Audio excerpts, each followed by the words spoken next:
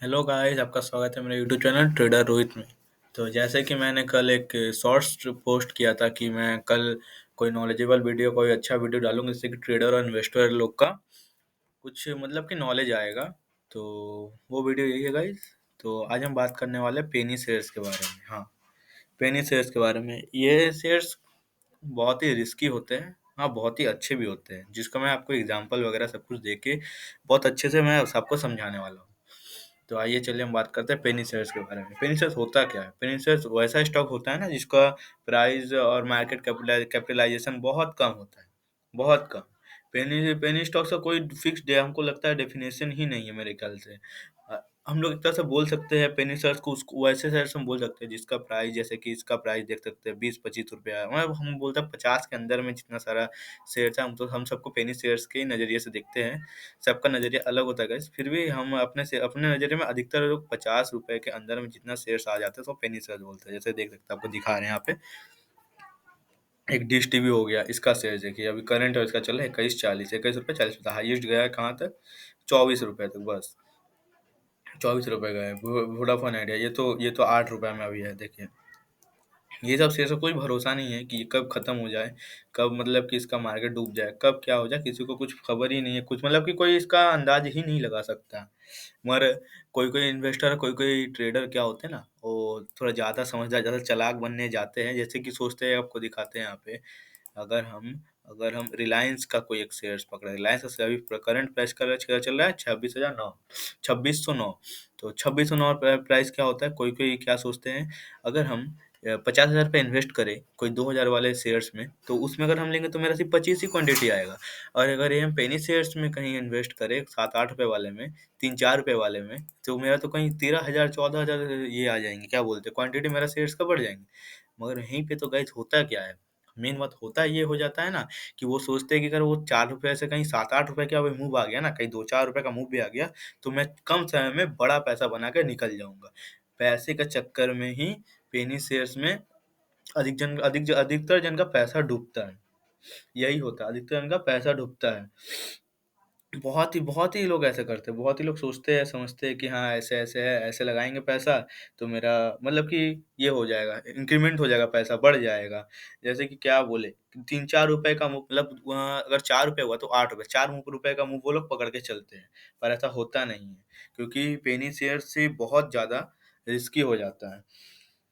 Risky होने का मतलब ये भी होता है कि इसमें आप कोई अंदाज़ नहीं लगा पाएँगे कि कब मार्केट ऊपर जाने वाला है, इसका पूरा कैपिटलाइज़ेशन, क्योंकि ये कंपनीज़ बहुत छोटे होते हैं, कैपिटलाइज़ेशन देखना पड़ता है। इनका फंडामेंटल पहले अगर हम लगाएँगे भी, तो अगर हम पेनी शेयर्स में पैसा लगाए भी, तो हम लोग को क्या करना पड़ेगा, सबसे पहले उसका हमें फंडामेंटल, उसका कैपिटलाइज़ेशन, मार्केट का पकड़ कितना उसके पास, मार्केट में वो क्या, उसका कोई प्रॉफ़िट चल रहा है, उसका प्रीवियस प्रॉफ़िट क्या था, उसका मतलब कि 5 साल का या फिर 10 साल का उसका हिस्ट्री क्या था, वो करता क्या है, उसका एनालिसिस क्या हो सकता है, सब कुछ हम लोग को देख के चलना पड़ेगा, पहली बात। ये बात हुआ पहली बात। और ट्रेडर लोग क्या सोचते हैं, कि अगर हम इसमें एक अच्छा मूव देख लेंगे, पकड़ तो लेंगे भैया, ट्रेडर लोग के पास समय बहुत कम होता है। समय के कारण अगर आप उसको बाय भी कर लेंगे ना, तो बेचने के लिए जो अगर आप सेल करने जाएँगे, तो उसमें खरीदार बहुत कम मिलते हैं, बहुत ही मतलब कि बहुत देरी से खरीदार मिलते हैं। तो ये भी एक ट्रेडर लोग का लिए रिस्क होता है कि हम उसमें ट्रेड लेने में थोड़ा बहुत घबराहट होता है, घबराहट होना चाहिए। अगर आपको लगे कि हाँ, इसमें आपको कोई बायर अच्छा है, आप बाय कर लेंगे और खरीदने वाला आपके लिए है, तो खरीदिए, अपने रिस्क पे खरीदिएगा। मगर मार्केट में ऐसे फिनिशर्स बहुत देखने को मिलेगा। अब कोई-कोई तो सोचते हैं कि जो जिस शेयर्स का दाम, ऐसा नहीं है गाइस कि हर फिनिशर्स का हम बारे में बात कर रहे हैं। अभी कोई-कोई सोचते हैं जो नौसिखिए होते हैं, मतलब कि जिसको न्यू बिगिनर होते हैं।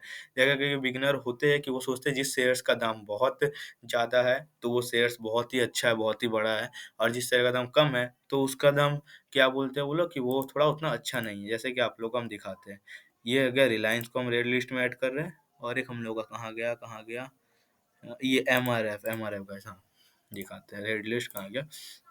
रिलायंस रिलायंस क्या है कि उसका भी 2609 रुपया चल रहा है उसका करंट प्राइस।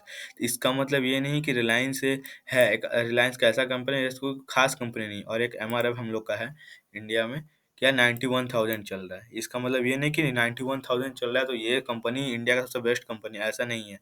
रिलायंस को इसलिए बेस्ट माना जाता है क्योंकि ये इंडिया में जो निफ्टी हम लोग का इंडेक्स है, ये सबसे ज़्यादा ये पकड़ बना के बैठा हुआ है। कम से कम 10 से 12% का पकड़ ये बना के बैठा हुआ है। पर एमआरएफ में ऐसा कोई नहीं है। एमआरएफ अगर निफ्टी निफ्टी और रिलायंस ठीक से मूव करेगा ना, जिस जिस जिस वे में निफ्टी और रिलायंस जाएगा उस वे में ये एमआरएफ भी चलेगा, बाकी शेयर्स भी चलेगा। हम लोग को कभी कोई शेयर्स का प्राइस देख के उसका अंदाजा नहीं लगाना है कि वो शेयर्स कैसा है, अच्छा है या खराब है। हम लोग को उसके एनालिसिस करने के बाद ही उसमें देखना है कि वो शेयर्स में हम पैसा लगा सकते हैं या नहीं लगा सकते हैं। इसके अगर हम उस टाइप से लगाएंगे ना तो हम लोग का अधिकतर बहुत ज़्यादा चांसेस हो जाता है, उसको हम लोग पैसा लगाना नहीं बोलेंगे, उसको हम लोग गैम्बलिंग बोल देंगे फिर। क्योंकि हम लोग अपने अंदाज से लगा रहे हैं। हम लोग सिर्फ देख ले रहे हैं कि जिसका पैसा ज़्यादा है, जिसका प्राइस ज़्यादा है तो वही अच्छा होगा, ऐसा कभी नहीं होता है। ऐसा कभी नहीं होता है।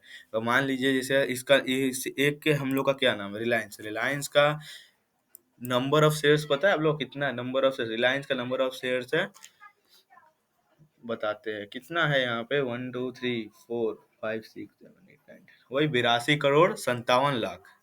82 करोड़ 57, इतना है कि यहाँ तो मेरा कैलकुलेटर से बाहर ही चल जा रहा है अगर इंटू करेंगे। 82 करोड़ 57 लाख 48,389। अगर हम 389 इतने को अगर हम 26,009 से कैलकुलेट करेंगे ना, ये तो आउट ऑफ कैलकुलेटर में नंबर ही बाहर बाहर चल जा रहा है। और यहाँ पे अपना एमआरएफ का भी कैलकुलेट करेंगे तो उसका 82,41,41,143 है, ज्यादा नहीं है। पर उसका अमाउंट है तो उसका अमाउंट इतना हम बता देते हैं कि ये अगर हम 91,000 से कैलकुलेट करेंगे तो वो रिलायंस से बहुत कम आएगा, कम से कम 10 से 20 गुना कम आएगा। इसलिए अगर हम लोग को क्या है कि प्राइस देख के कभी किसी शेयर्स को जज नहीं करना। हम लोग को अपने एनालिसिस पे भरोसा होना चाहिए। हम लोग को अपने सारे काम करने का तरीका एनालिसिस हो गया, फिर उसका फंडामेंटल हो गया, हम लोग को सब कुछ उसका मार्केट कैपिटलाइजेशन पकड़ना पड़ेगा। वो मार्केट कैसा चला, मार्केट लॉस में चल रहा है या प्रॉफिट में चल रहा है, ऐसे-ऐसे करके हम लोग को मार्केट को देखना पड़ेगा। और हमको वो देखना पड़ेगा कि मार्केट पेनी शेयर्स है तो क्यों है? तो हम लोग को वो पकड़ना पड़ेगा, पेनी शेयर्स है तो वो क्यों है? क्यों है? किसके कारण वो पेनी शेयर्स है? उसका मार्केट क्यों खराब चल रहा है? वो सब पकड़ना पड़ेगा। हम लोग अगर देखते हैं ना गाइस कि अपन हम लोग का एक राकेश झुनझुनवाला, हम लोग का Rakesh Jhunjhunwala the big bull, वो भी एक पेनी शेयर्स में से पैसा लगाए थे। और जबकि उसका बात अलग है कि वो शेयर्स अभी पेनी शेयर्स नहीं रहा है। आपको बताते हैं उस शेयर्स का नाम क्या है हम लोग का। क्या नाम है? TITAN, Titan. टाइटन इसमें इसमें हम लोग का राकेश झुनझुनवाला इन्वेस्ट किए थे कब? जब इस शेयर का दाम 4 रुपए था, मात्र 4 रुपए था। इस शेयर का दाम मात्र 4 रुपए था। इस शेयर का दाम अब मात्र 4 रुपए था तब, कब? 2002 में। 2002 में इन्वेस्ट किए थे राकेश झुनझुनवाला, जब शेयर का दाम 4, उसमें वो भी कितने क्वांटिटी लिए थे? 2 करोड़। 2 करोड़ नहीं, 20 करोड़ क्वांटिटी लिए थे 4 रुपए जब था। क्योंकि वो क्यों लिए? क्योंकि उनको पता है, उनके फंडामेंटल उनके अच्छे, उनके एनालिसिस बहुत अच्छे हैं, तभी वो लिए कि हाँ ये अभी नहीं चल रहा है तो इसका ज्वेलरी शॉप जो है, ये टाइटन दो चीज ज्वेलरी भी बनाती है, घड़ी भी बनाती है, ये सब का शॉप उनका उस समय अच्छा चल रहा था, मगर उनका शेयर मार्केट का प्राइस जो था कम था। तो वो अच्छे एनालिसिस किए, अच्छे टेक्निकल एनालिसिस किए, फिर अच्छे से वो सब कुछ मार्केट कैपिटलाइजेशन पकड़े कि उनका क्या है नहीं है, टाइटन का क्या चल रहा है नहीं चल रहा है, तो ही वो शेयर्स उठाए। और आज आप उसका देख सकते हैं, वो 4 रुपए था, यहाँ तो कई हजार गुना इनको रिटर्न मिल गया। उसका उनका अमाउंट, उनका प्रॉफिट कई हजार करोड़ से भी ज्यादा होगा गाइस। इसीलिए वो राकेश झुनझुनवाला है, इसीलिए वो मतलब बिग बुल है इंडिया के। यही अंतर है राकेश झुनझुनवाला में और यही अंतर है हम लोग में। हम लोग को सबसे पहले सबसे जरूरी चीज़ है, हम लोग को अपना कैपिटलाइजेशन पकड़ना पड़ेगा। मार्केट किस तरह किस वे में जा रहा है, क्यों जा रहा है, उसका लिक्विडिटी पकड़ना पड़ेगा। और कोई कई कई कोई कोई हम लोग ऐसे कि पेनी शेयर्स हो गया ना, ये सब पेनी शेयर्स हो गया। ये सब पेनी शेयर्स में भी कुछ इलीगल काम भी होते हैं, जैसे कि हम लोग क्या बोल सकते हैं इलीगल काम में, पंप एंड डंप बोल सकते हैं। ये पंप एंड डंप से क्या होता है कि बहुत जल्दी आप लोग का प्राइस मतलब कि ऊपर नीचे कर दिया जा सकता है। जैसे कि अगर ये 7 रुपए चला तो ये कहीं 700 800 में चल जाएगा। ये पंप एंड डंप का आपको क्लियरली नेक्स्ट वीडियो में अच्छे से बताएंगे कि पंप एंड डंप होता क्या है, वगैरह ये सब होता क्या है। तो वो सब के कारण ही पेनी शेयर्स को थोड़ा अवॉइड करते हैं। अधिकतर ट्रेडर ट्रेडर लोग को देखिएगा पेनी शेयर्स को अवॉइड करते हैं, क्योंकि उनको पता है कि ये मार्केट में ज़्यादा भरोसा या ज़्यादा दम नहीं है। और ज़्यादा दम अगर उनमें लगाते हैं तो वो प्रॉपर एनालिसिस करते हैं तब जाके वो लगाते हैं, ऐसे कभी नहीं लगाएंगे। हम लोग को अपना अपने मतलब एनालिसिस पे पूरा भरोसा होना चाहिए। जैसे कि राकेश झुनझुनवाला अगर भरोसा नहीं करते टाइटन पे, अपने एनालिसिस पे, तो उनका जितना बड़ा रिटर्न नहीं मिलता, कभी भी नहीं मिलता, कभी भी नहीं मिलता गाइस। इसीलिए बोलते हैं अपने एनालिसिस पे भरोसा कीजिए। और अपना माइंडसेट सही रखें। और भी दिखा सकते हैं आप, पेनी शेयर्स, बहुत शेयर्स, पेनी शेयर्स में आपको पूरा प्रॉपर नॉलेज होना चाहिए। हम तो बार बार एक ही बात बोलेंगे, अपने एनालिसिस पर भरोसा होना चाहिए। हम लोग को उसका प्रीवियस ईयर का सब कुछ देखना पड़ेगा, ध्यान रखना पड़ेगा, मार्केट कैपिटलाइजेशन ध्यान रखना पड़ेगा। और भी, और कुछ नहीं, यही तीन चार चीज अगर हम गौर करेंगे तो पेनी शेयर्स में वो। और हाँ, पेनी शेयर्स को अगर आप सोचेंगे ना, 100 में से हम पेनी शेयर्स को अगर निकलेंगे 100 शेयर्स में से खोजने के लिए कौन सा पेनी शेयर्स है जो कि अच्छा मूवमेंट करने वाला, वो वैसा ही हो जाएगा जैसे कोयले में हीरे, कोयले के खदान में हीरे मिलना। अगर हम लोग सही से ना खोजे तो वो कोयले के खदान में हम लोग कोयले ही मिलेंगे, हम लोग को लॉस लेके ही बैठना पड़ेगा। तो इसलिए हम लोग को पेनी शेयर्स को अच्छे से एकदम गौर से देखना, देख के हम लोग को लेना पड़ेगा। समझे गाइस? यही है पेनी शेयर्स की कहानी। पेनी शेयर्स को लीजिएगा तो अपने रिस्क पे, अपने रिस्क मैनेजमेंट पे और अपने इन्वेस्टिंग स्किल्स पे ले लीजिएगा। और ऐसा गलती नहीं कीजिएगा कि कोई भी पेनी शेयर्स मिला उसको हम खरीद के उठा लिए, उसको हम होल्ड करके बैठे हैं, गलती से भी नहीं। अगर हम अब होल्ड करके बैठेंगे ना, तो अब जैसे सेल करने, बाय तो कर लिया, अगर सेल करने जाएंगे तो वो सामने से जो आप लोग खरीदार रहेगा उस शेयर्स में, वो बहुत कम मिलते हैं, बहुत कम, जिससे कि जो बंदा वो शेयर्स खरीद के बैठा है उसको बेचना भी वो मुश्किल हो जाता है, बेचना ही मुश्किल हो जाता है। इसीलिए बोलते हैं कि पेनी शेयर्स में बहुत कम खरीदार मिलते हैं, क्योंकि उनको पता है कि अगर हम वो वहाँ पे खरीदेंगे ही नहीं कभी, कोई अच्छा प्लेयर रहा, कोई अच्छा खिलाड़ी रहा शेयर मार्केट, वो क्यों खरीदेंगे पेनी शेयर्स? उनके पास तो नॉलेज है। अब इसलिए ये वीडियो इसलिए बनाया जा रही है, नॉलेजेबल वीडियो है, इसको गौर कीजिए। ट्रेडर लोग के लिए भी ये नॉलेजेबल इसलिए है कि कोई कोई ट्रेडर क्या करते हैं, इंट्राडे करते हैं या फिर ऑप्शन ट्रेडिंग करते हैं ना। ऑप्शन ट्रेडिंग शायद बंद हो, इंट्राडे करेंगे ना, तो ये क्या करते हैं, छोटा सा एक पेनी शेयर उठा के इंट्राडे करने बैठ जाते हैं। नहीं, इंट्राडे कीजिए, वो कोई बात नहीं, इंट्राडे कीजिए, मगर कोई अच्छे शेयर्स में इंटरडे कीजिए। इंटरडे करने कीजिएगा तो इस समय अच्छा मूव नहीं आता है, मूव नहीं आता तो इंटरडे वालों के लिए समय बहुत महत्व होता है, ट्रेडर लोगों के लिए समय बहुत महत्वपूर्ण होता है, क्योंकि मार्केट तो 3 साढ़े 3 बजे ही बंद हो जाता है। तो आप लोग को वो सब ध्यान में रख के आप लोग को पेनी शेयर्स को बाय करना पड़ेगा। और बाय करिएगा तो सेल तो बहुत ही रिस्की है, सेल में आप लोग को खरीदार मिलेगा या नहीं मिलेगा वो भी बता नहीं सकते। तो ये ट्रेडर लोग के लिए भी ये इसलिए नॉलेजेबल है कि ये सब थोड़ा थोड़ा क्या, बहुत ज़्यादा रिस्की हो जाता है। तो गाइस, हम आपको नेक्स्ट वीडियो में मिलते हैं।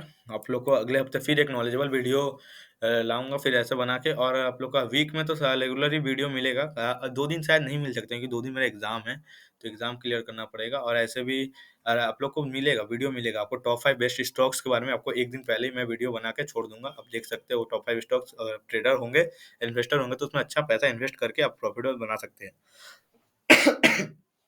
सॉरी गाइस, उसमें आप अच्छा प्रॉफिट बना सकते हैं। मैं टॉप 5 बेस्ट स्टॉक्स का वीडियो बनाते रहता हूँ, रोज रेगुलर ही बनाता हूँ, बस 2 दिन नहीं बनाऊंगा क्योंकि टाइम मिलेगा तो बना दूंगा, नहीं टाइम मिलेगा तो नहीं बनाऊंगा, क्योंकि पढ़ना भी थोड़ा है।